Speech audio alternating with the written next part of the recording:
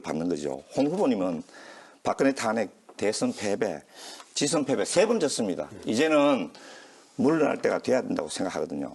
예. 퇴장하시기는커녕 여기저기 이제 보시다가 우리 수성을이 좀 만만해 보이니까 풍피지역 운운하시면서 이제 평소에는 아무것도 안 해주시다가 이제 대구에 나타나셔가지고 표를 달라고 하시거든요. 어떻게 생각하십니까? 지금 저한테 답변 기회는 10초밖에 안 되네요. 그 수성 구민 여러분들이 판단하시리라고 믿습니다. 그런데 비방 경찰청장 출신이 왜 이렇게 거치냐 이렇게 말씀하시는데 경찰이 원래 좀 거칩니다. 예. 근데 거칠기로는 뭐 홍 후보님 제가 어떻게 따라가겠습니까? 그렇죠.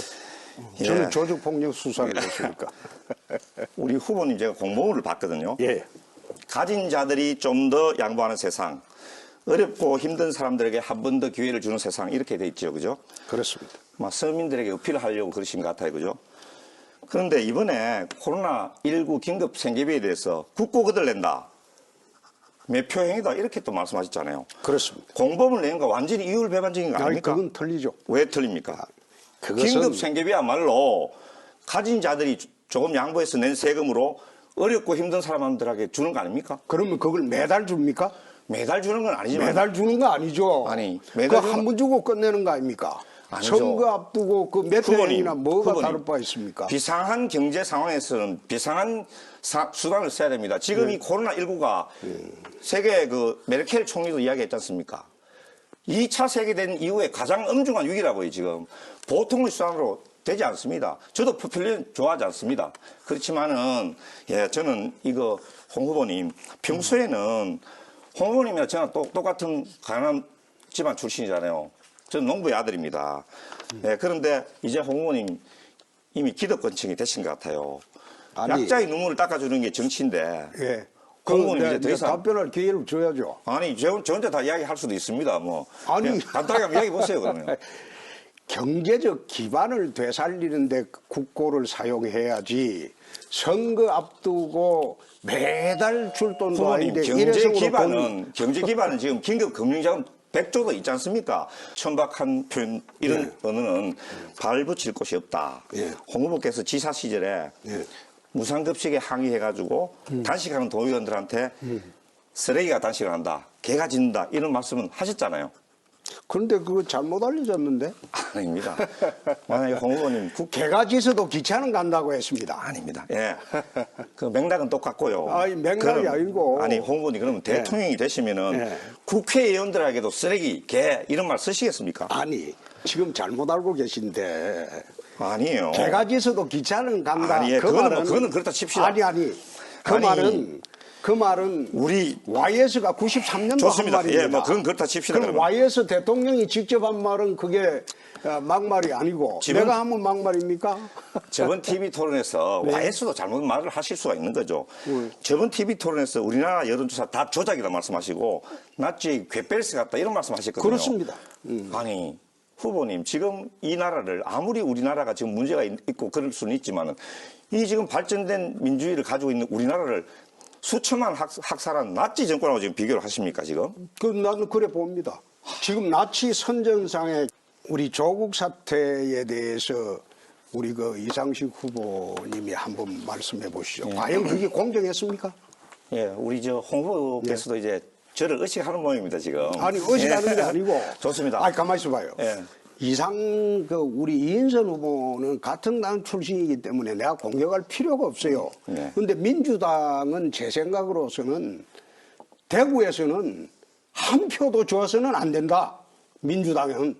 그 실상을 지금 이야기하려고 내가 물어보는 겁니다.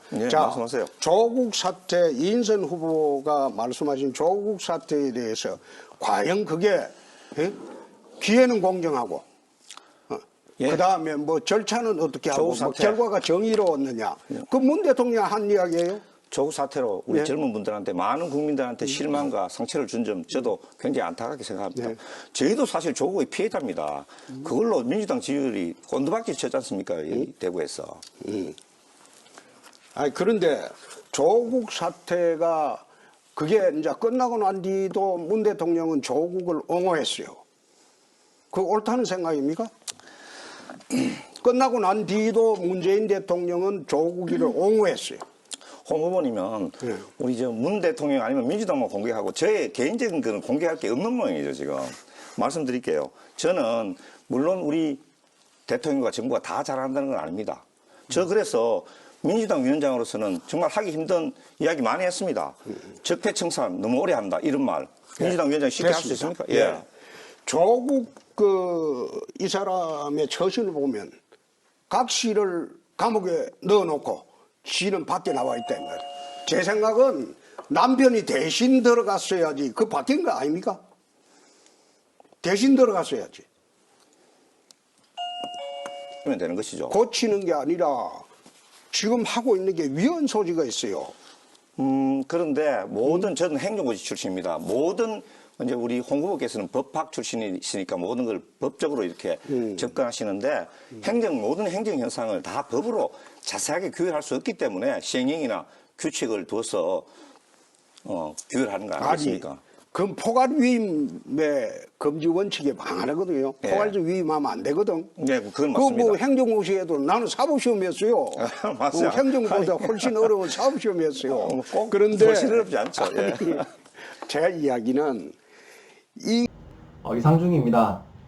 토론을 보면 확실히 홍준표 대표가 사람들이 가려운 곳을 긁어준 곳이 있다고 생각을 합니다. 정치인이라면 누구나가 좋아하는 말을 하는 것이 아니라 사람들이 싫어하는 것이라도 소신 있게 말을 할 줄 알아야 된다 생각을 합니다.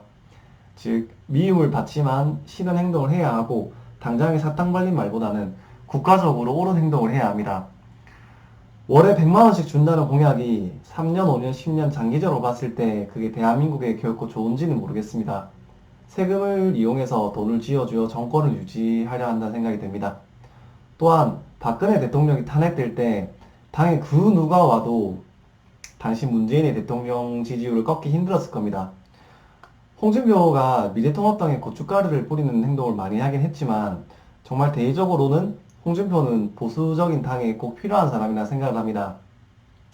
막말을 하더라도 국민들 속이지 않고 가식 없이 솔직하게 답변하는 진실된 모습이 더 끌리는 건 사실인 것 같습니다. 이상 이상숭 TV였습니다. 감사합니다.